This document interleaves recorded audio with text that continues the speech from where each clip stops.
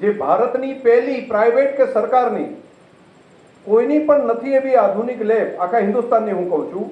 પહેલી લેબ બનવા જઈ રહી છે એ આપણા થરાદની અંદર આવતા મહિનાની અંદર એનું લોકાર્પણ આપણે કરીશું જે માઇક્રો લેવલ ઉપર પણ આ કામ કરી શકશે બહુ અદ્ભુત કામ થશે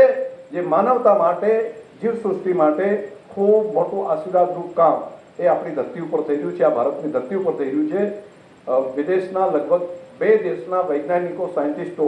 2 વર્લ્ડની મોટી યુનિવર્સિટી એના સાયન્ટિસ્ટો એ પણ અહીંયા આવી ગયા છે એમણે દુનિયાની અંદર જર્મનીની અંદર જે હતું ટેકનોલોજી જે ધરતીને ફરી પુનઃજીવિત કરવા માટેની એના સાયન્ટિસ્ટોને અહીંયા લાવ્યા એમણે એમને ગાઈડ કર્યા અહીંથી લોકોને ટ્રેન કરવા ત્યાં મૂક્યા ત્યાંથી ટ્રેન થઈ અને એ યુનિવર્સિટીની અંદરથી આપણે ત્યાં આવી ગયા છે હવે એ કામને આગળ લઈને બનાસની ધરતી ઉપર કરી રહ્યા છીએ આ કામ બહાર દેખાય એવું નથી પરંતુ આ કામ એ આવનારી પેઢીઓ માટેનું કામ છે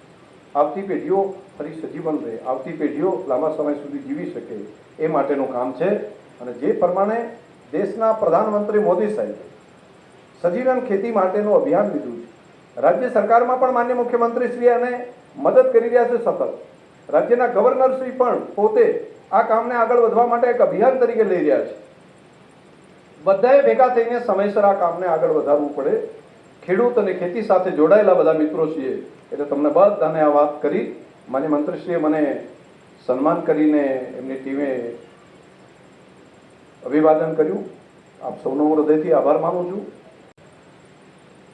પહેલા તો રોડના કામ માટે ઘણા બધા લોકોને ફાયદો થશે એના માટે ધાનેરા અને દિયોદર આ બંને વિધાનસભા વિસ્તારના બંને માન્ય ધારાસભ્યશ્રીઓને હૃદયથી ખૂબ ખૂબ અભિનંદન આપું છું આ વિસ્તારના પ્રજાજનોને અભિનંદન આપીશ કે એના કારણે કરીને તમને બંનેને ખૂબ મોટો ફાયદો આ બંને વિસ્તારમાં થશે સરકારનો આભાર માનવો પડે કે લોકોના પ્રાણ ન જાય લોકોને એક્સિડન્ટની અંદર લોકો મૃત્યુ ના પામે એના માટે પ્રાયોરિટી લઈને માન્ય કેસાજીભાઈએ વાત કરીને કે અમે મુખ્યમંત્રીશ્રીને વાત કરી અને તાત્કાલિક આ લોકસભાની ચૂંટણી પહેલાં જ એને મંજૂર કરવાનું કામ કર્યું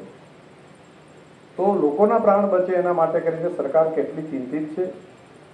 સરકારને આ વિસ્તાર માટે કેટલી ચિંતા છે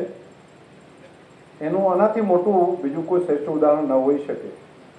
કે રસ્તો તો છે પરંતુ પહોળો કરવો લોકોની સુખાકારી રહે અકસ્માત થાય નહીં કોઈનો લાડકવાયો વેચાઈ ના જાય કોઈનો લાડકવાયો જીવ ના ગુમાવવો પડે હોન્ડા લઈને આવતા હોય સામેથી ગાડી આવી હોય કોઈ મૃત્યુ પામે તો એવું ન થાય એટલા માટે કરીને રાજ્ય સરકારે આવડું મોટું કામ કર્યું આટલા પૈસા નાણાં આપણને મંજૂર કરીને આપ્યા છે તો રાજ્યના મુખ્યમંત્રીશ્રીનો પણ હૃદયપૂર્વક હું આભાર માનીશ આપ સૌથી પણ